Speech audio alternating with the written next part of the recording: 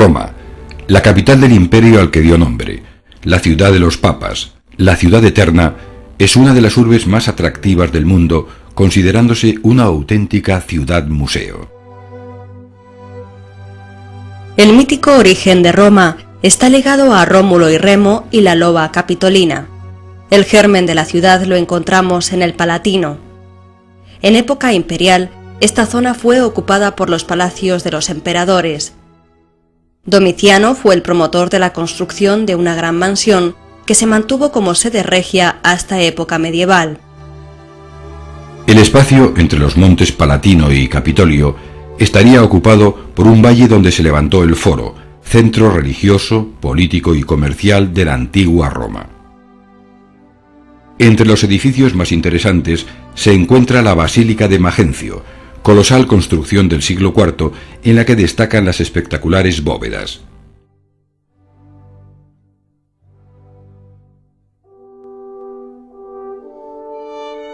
Del templo de Saturno, construido en el siglo V a.C., solo quedan 8 columnas.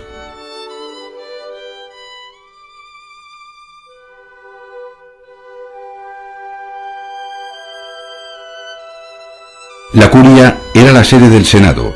Es uno de los edificios mejor conservados.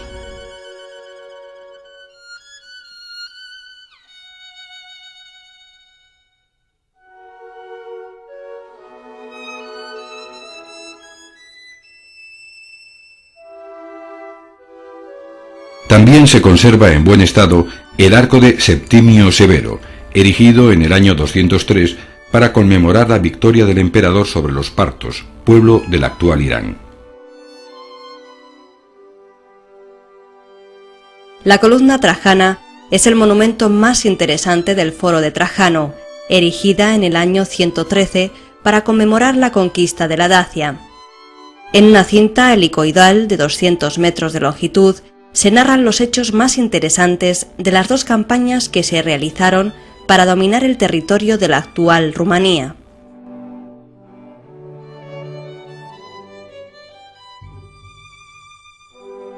El Coliseo es el gran edificio de espectáculos. Levantado por la familia Flavia en los últimos años del siglo I, el anfiteatro tiene forma elíptica y unas impactantes dimensiones: 188 metros en su lado mayor y 155 en el menor, mientras que la fachada alcanza los 50 metros de altura, dividida en 4 pisos.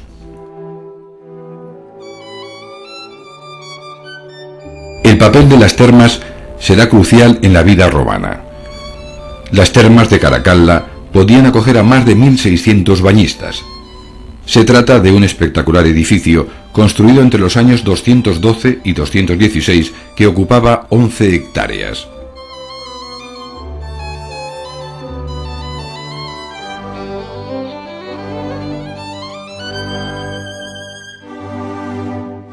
Uno de los edificios imperiales más impactantes es el Panteón. Construido por Agripa, Adriano será el responsable de la construcción actual. Se trata de un gran pórtico con 8 columnas, adosado a una rotonda de más de 43 metros de diámetro, igual que la altura del edificio.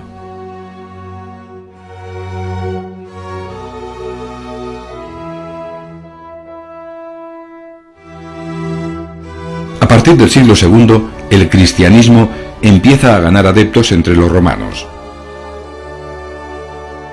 En la primera mitad de esta centuria empezaron a enterrar a sus muertos en las catacumbas, verdaderos cementerios excavados. La publicación del Edicto de Milán en el año 313 acabó con las persecuciones. Sobre las catacumbas se edificaron las primeras iglesias. San Juan de Letrán es la catedral de Roma.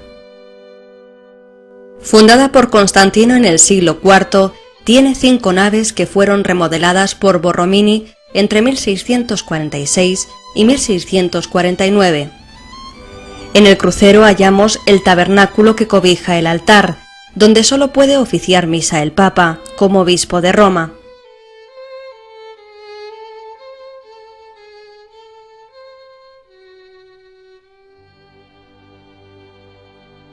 En la Basílica de San Pietro en Vincoli se encuentra la tumba de Julio II, realizada por Miguel Ángel. El espectacular Moisés preside el sarcófago. De la monumental figura del profeta destaca la fiereza de su mirada, en la que destella la terribilidad de las obras de Buonarroti.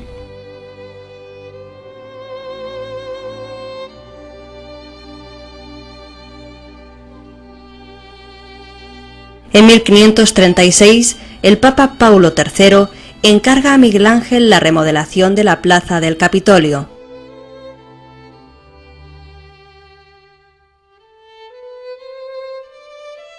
En el centro de la plaza se erige la estatua ecuestre de Marco Aurelio, un original en bronce de época romana. Al fondo se alza el Palacio Senatorial, actual ayuntamiento de la ciudad. En los extremos de la plaza se levantan el Palacio de los Conservadores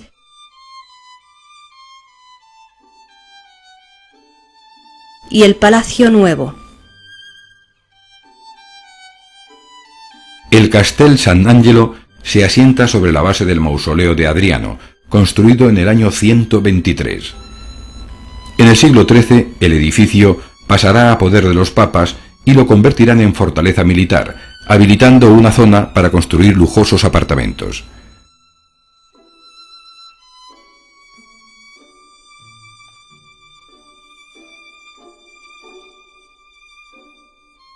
Desde San Angelo parte la vía de la Conciliazione que enlaza con la plaza de San Pedro. Encargada por el Papa Alejandro VII, Bernini será el elegido para realizar una plaza ovalada de 340 por 240 metros. Constantino es el promotor de la primitiva Basílica de San Pedro. En el siglo XV, Julio II eligió a Bramante para construir un nuevo templo. Se trata de la iglesia más grande de la cristiandad, con 187 metros de longitud.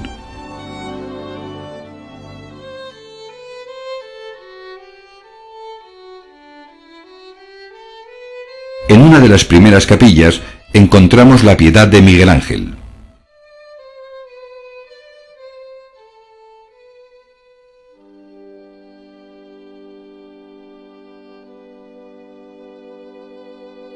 En el crucero se levanta el baldaquino, obra de Bernini. Realizado en bronce dorado, madera y mármol, mide 29 metros de altura.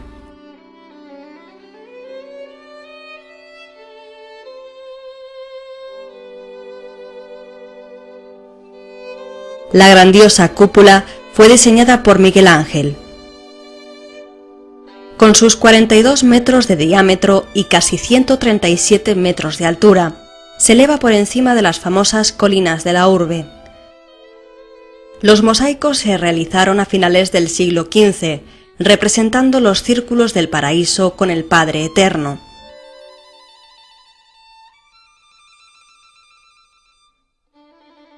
El edificio que acoge la Biblioteca Apostólica Vaticana fue construido por Domenico Fontana por encargo de Sixto V. Cesare Nebbia y Giovanni Guerra son los responsables de la decoración de las salas. Los museos vaticanos ocupan buena parte de los palacios que construyeron los papas a partir del siglo XIII. En su interior se conservan excelentes colecciones de escultura clásica y de pintura, con los mejores maestros del Renacimiento y del Barroco. En 1508, Rafael llega a Roma y se le encarga la decoración de los apartamentos de Julio II, las famosas estancias. La primera que realizó fue la de la Signatura, destinada a estudio y biblioteca del Papa, destacando en ella la famosa Escuela de Atenas.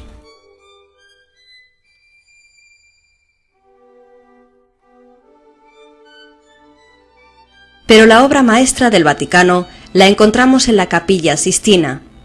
Julio II también será el promotor de la decoración de la bóveda de esta capilla, eligiendo a Miguel Ángel para su ejecución.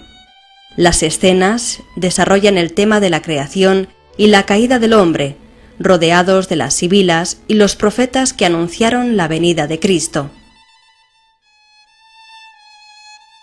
Al final de su vida, Miguel Ángel vuelve a trabajar en la Sixtina. El tema elegido es el juicio final. En esta obra destaca la intensidad emocional y dramática del momento, junto a la excepcional potencia anatómica de las figuras y un acertado uso del color.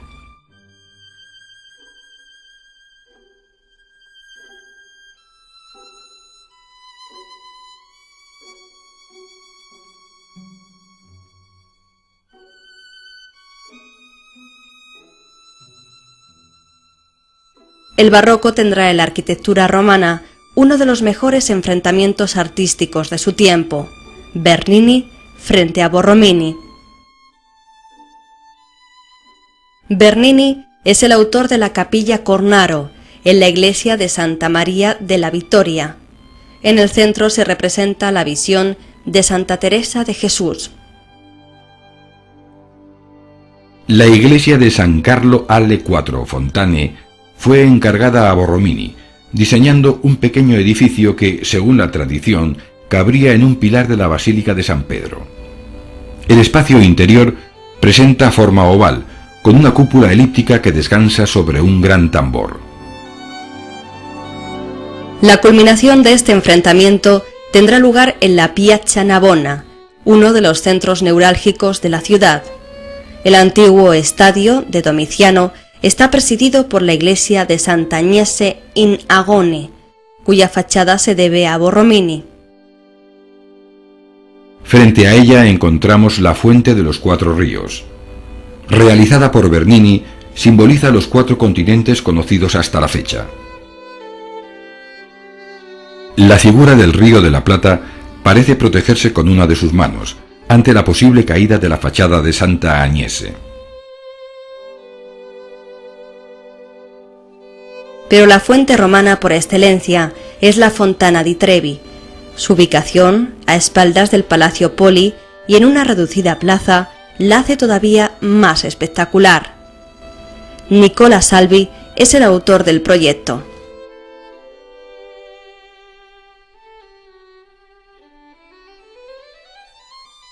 Piazza di Spagna es el otro centro neurálgico de Roma. La famosa escalinata es obra de Francesco de Santis, proyecto financiado por el rey francés Luis XV, ya que la escalera conduce a la iglesia de la Trinità dei Monti, una fundación francesa. A los pies de la escalinata encontramos la fuente de la Barcaccia, realizada por los Bernini en 1627. En Piazza Venecia se alza uno de los monumentos más denostados de la ciudad, el monumento a Vittorio Emanuele II, erigido entre 1885 y 1911 para honrar la memoria del primer rey italiano. Giuseppe Sacconi es el autor del proyecto en el que trabajaron los mejores escultores de la época. Como bien dice el adagio, para Roma no basta una vida entera, ya que una vez vivida, el viajero siempre desea regresar, y por eso la famosa costumbre de arrojar de espaldas una moneda en la Fontana de Trevi.